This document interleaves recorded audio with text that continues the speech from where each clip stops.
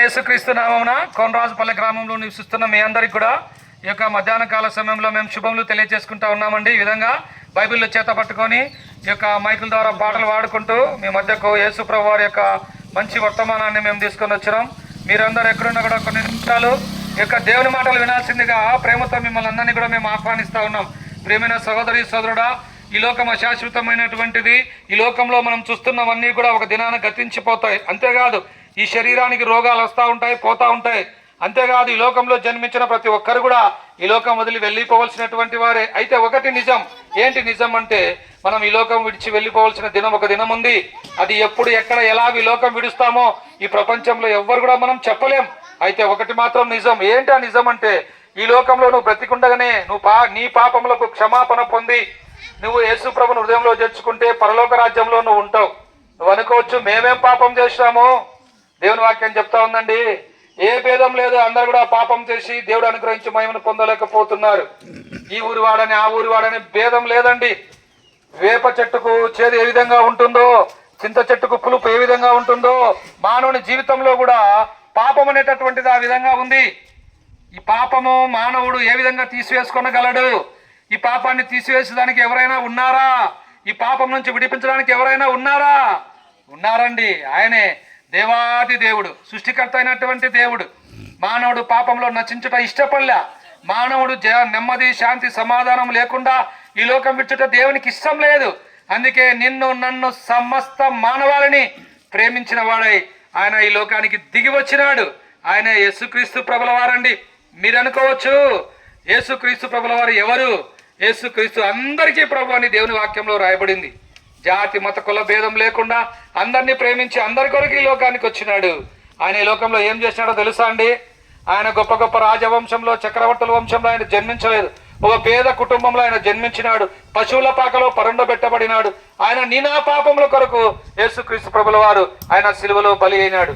మనం చేతులతో చేసిన పాపముల కొరకు చేతులలో మేకులు కొట్టించుకున్నాడు. కాళ్ళతో చేసిన పాపముల కొరకు కాళ్ళలో శిలలు కొట్టించుకున్నాడు. హృదయంతో చేసిన పాపముల కొరకు పక్కలో బల్లెపోటు పొడవబడింది. ఎందుకొరకు తెలుసా సోదరుడా? నీ కొరకు, నా కొరకు, మనందరి కొరకు యేసు ప్రభుల వారు సిలువలో మరణించినాడు, సమాధి చేయబడినాడు. 3వ దినాన మరణం జయించి తిరిగి లేచినాడు. ఆ పరలోకానికి ఆరోహణుడైనాడు.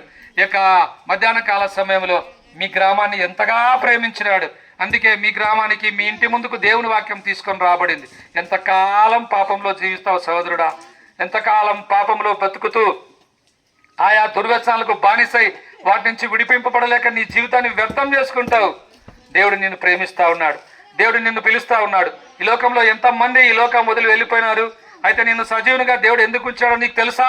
నువ్వు దేవుని మాటలు వినాలని, నీ పాపాలకు నువ్వు క్షమాపణ పొందాలని దేవుని యొక్క ఆశ. ఈ మాటలు వింటున్న సోదరి సోదరుడా, నువ్వెవరైనా సరే, ఎంతకాలం నుంచి పాపంలో చేసిన వాడవైనా సరే, నీ పాపంలో సంఖ్య ఎంత పెద్దదైనప్పటికీ సరే, యేసు ప్రభువా నేను పాపినయా, నన్ను క్షమించు, నీ రక్తంతో నా పాపం కడుగునక చిన్న ప్రార్థన చేస్తే చాలు. యేసు రక్తం ప్రతి పాపం నుంచి నిన్ను కడుగుతుంది, పవిత్రపరుస్తుంది, పరిశుద్ధపరచబడతావు. ఈ లోకంలో నెమ్మది, శాంతి, సమాధానం నువ్వు చూడగలుగుతావు. ఈ లోకం విడిస్తే పరలోక రాజ్యంలో ప్రభుతో కూడా నువ్వు ఉంటావు. లేకపోతే నిత్య నరకం, అగ్నిగుండం, పాతాళం ఉంది. ఎవరు నిన్ను తప్పించేవారు ఎవరు లేరు. నీ మరణ దినాన నీ పాపమంతా నీ ముందు ప్రత్యక్షమవుతుంది. ఆ దినాన నువ్వేం చేయలేవు. కనుక ఈ మాటలు వింటున్న సోదరి సోదరుడా, మిమ్మల్ని భయపెట్టడానికి నేను ఈ మాటలు చెప్పబడడం లేదు. దేవుని వాక్యంలో రాయబడింది, మానవుని జీవితం నీటి బుడగ వంటిది. ఎప్పుడు ఎక్కడ ఎలా కన్ను మూస్తామో మనకు తెలియదు. అయితే నువ్వు ఈ లోకంలో పాప క్షమాపణ పొంది ఈ లోకం విడిస్తే పరలోక రాజ్యంలో నువ్వు ప్రభుత్వం కూడా నువ్వు ఉంటావు. ఆకలి దప్పులు లేని రాజ్యం, సూర్యచంద్రులు లేని రాజ్యం, దేవుడైనటువంటి ప్రభు ప్రకాశించే ఆ రాజ్యములో నువ్వు ఉండాలని దేవుడు కోరుతా ఉన్నాడు. నీకు ఇష్టమా సహోదరుడా? నీకు ఇష్టమా సహోదరి? అయితే ఇప్పుడు మేము మీ కొరకు ప్రార్థన చేస్తాం. మా ప్రార్థనలో మీరు ఏకీభవించవలసిందిగా ప్రేమతో మిమ్మల్ని మనవి చేసుకుంటా ఉన్నాం. ప్రభునేశ్వరుని విశ్వాసం ఉంచండి. అప్పుడు మీరును మీ ఇంటి వారిని గొప్ప ఆత్మరక్షణ, పాపక్షమాపణ, పరలోక రాజ్యం మీరు పొందగలరు. మీ అందరి కొరకు మేము ప్రార్థన చేస్తాం. ప్రేమగల యేసు ప్రభువా, మీ పాదాలకు వందనాలు. ఈ ప్రాంతాన్ని ప్రేమించి, ఈ యొక్క ప్రజలను ప్రేమించి, మీ యొక్క రక్షణ స్వార్థను ప్రభువా ఇక్కడికి మీరు వినిపింపచేశారు. దేవా మీకు ఎంతో వందనాలు. మానవ జీవితం అశాశ్వతమైనటువంటిదని, మానవుడు ప్రభా ఈ లోకం విడిస్తే ప్రభా మరి నరకం, స్వర్గం రెండే మార్గాలు ఉన్నాయని, మానవులందరూ పాపంలో కొరకు ఈ లోకానికి దిగివచ్చి శిలువలో ప్రాణం పెట్టి తిరిగి లేచినారని ప్రజలందరూ విన్నారు. ప్రభా వారి పాపాలు క్షమించము దేవా. వారి జీవితాల్లో తోడుగా ఉండము తండ్రి. వారి బిడ్డలను దీవించుము దేవా. వారి పాడి పశువులను, పంట పొలాలను, వారు చేసే పనులను దీవించుము తండ్రి. ఆరోగ్యము దయచేయండి. అనారోగ్యంలో ఉన్న వారి కొరకు ప్రార్థన చేస్తున్నాం. దుఃఖంలో, సమస్యలో ఉన్న వారి కొరకు ప్రార్థన చేస్తున్నాం. ప్రభా, నజరేయుడైన యేసు నామములో స్వస్థత దయచేయండి. ప్రభా, ఈ ప్రాంతానికి శుభమని చెప్పి వెళ్తున్నాం. ఉగ్రత దినాన్ని ప్రాంతాన్ని తప్పించండి. మీ కృపలో జ్ఞాపకం చేసుకోండి. ముందుకెళ్తున్నాం. మీ ఆత్మాభిషేకం గురించి నడిపించి మహిమ పొందమని యేసు ప్రభు నామమున ప్రార్థిస్తున్నాం మా తండ్రి. ఆమేన్.